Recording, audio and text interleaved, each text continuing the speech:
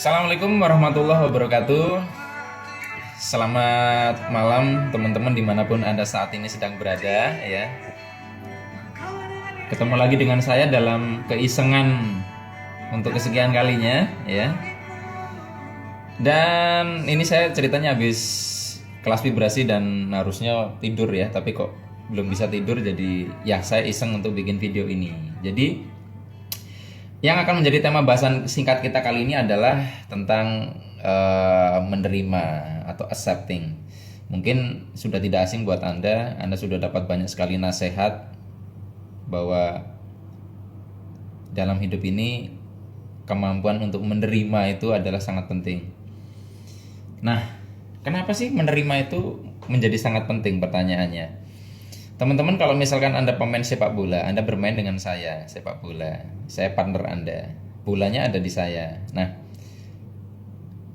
saya mau memberikan bola ini ke Anda supaya bola itu bisa Anda kontrol, Anda bisa giring, Anda umpan lambung, Anda tendang, terserah Anda. Syarat pertamanya apa? Supaya Anda bisa punya kontrol atas bola itu. Sederhana, yaitu kuncinya adalah ya, pertama kali Anda perlu menerima bolanya yang saya berikan itu. Kalau Anda nggak menerima, bagaimana Anda bisa mengontrol? Terima bolanya, terima dulu bolanya, baru terserah Anda mau diapain. Nah sama, kehidupan ini memiliki peristiwa-peristiwa tertentu, dan itu seperti bola-bola yang hadir dalam hidup kita. Bola A, bola B, bola C, peristiwa A, B, C itu seperti bola-bola.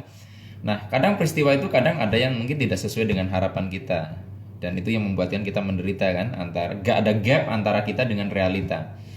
Nah, ketika kita menerima bola peristiwa itu apa adanya, maka kita justru bisa mengontrol bola peristiwa itu, kita mau arahkan kemana. Tapi kalau Anda menghindar, lari dari kenyataan, ya tidak mau menerima bolanya, Anda justru menjauhi kesempatan untuk bisa mengontrol bolanya. Dan kemampuan kita menerima ini akan sangat kentara efeknya bagi kita untuk keluar dari penderitaan hidup. Sekarang gini, kalau misalkan Anda berada di sebuah lift, ya, Anda berada di sebuah lift, di situ ada 5 orang, tertutup rapat tentunya ya, ada AC-nya, dan itu perjalanan Anda dari satu lantai ke lantai berikutnya cukup panjang ceritanya. Tiba-tiba salah satu dari yang naik lift ini kentut, pret, dan sangat bau. Tentunya mulek di situ ya, you know what's the meaning of mulek ya. Di situ aja baunya dan semriwing bau-bau gimana gitu kan. Nah, apa yang biasa orang lakukan ketika peristiwanya begitu? Tentunya kebanyakan orang akan apa? Akan menutup hidungnya, ya, dan mencari-cari siapa pelakunya yang akan menjadi bahan persalahan, gitu toh. Jadi pertanyaannya, apakah ketika Anda seperti itu terus kentutnya hilang? Enggak toh? Enggak hilang. Anda mau tahu solusinya bagaimana supaya bau kentutnya hilang? Ya sudah, semua orang di situ buka tutup yang di hidung, lalu hirup bersama-sama. Biar kentutnya cepat habis. Kelihatannya ini menjijikkan ya, tetapi solusinya itu. Nah, justru dengan menerima kentut itulah solusinya, bukan deny. Tapi kan kentut Pak, nah ini dia. Coba deh, Anda pernah nggak Anda waktu berada di ruangan sendirian, Anda makan ubi, Anda kentut, pret, bau luar biasa. Tapi sejak Anda kentut sampai kentutnya habis hilang, Anda tidak beranjak sejengkal pun dari tempat Anda berada. Dan nggak ada masalah dengan bau kentut itu Anda hirup toh. Kenapa? Karena Anda menerima bau kentut itu.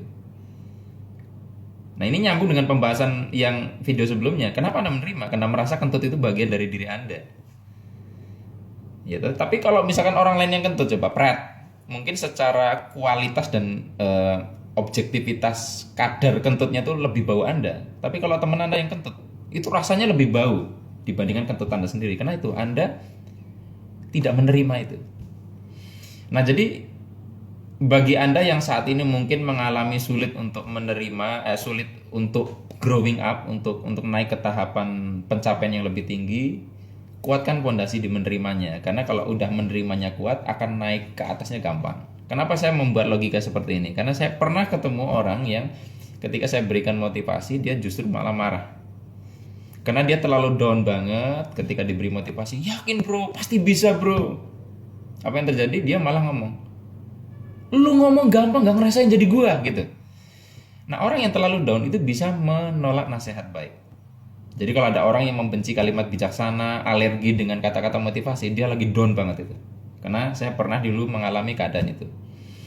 Nah, terus solusinya gimana? Menerima. Ajak orangnya menerima dulu. Jangan dikasih motivasi untuk naik.